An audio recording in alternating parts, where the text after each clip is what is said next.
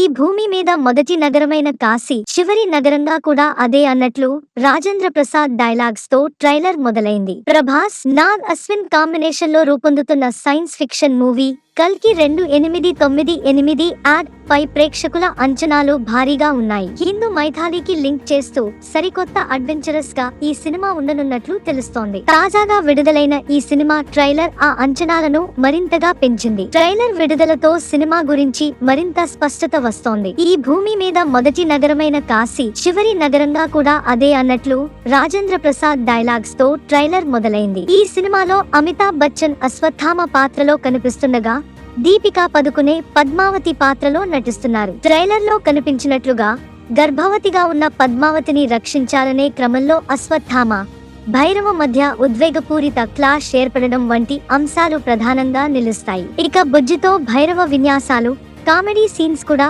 మరింత హైలైట్ అవుతున్నాయి. Action scenes లో విజువల్స్ మామూలుగా లేవు.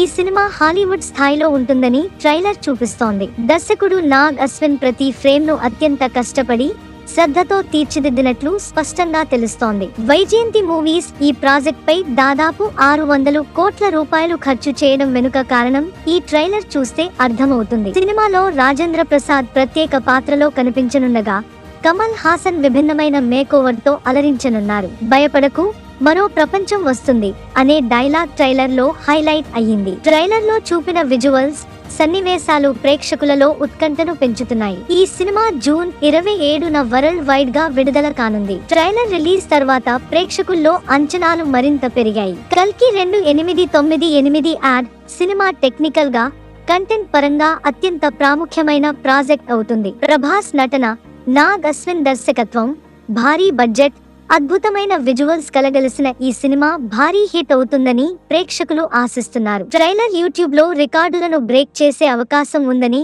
విశ్లేషకులు అంటున్నారు. ఇక సినిమా మొదటి రోజు బాక్సాఫీస్ వద్ద సెన్సేషన్ క్రియేట్ చేయడం పక్కా అని చెప్పవచ్చు.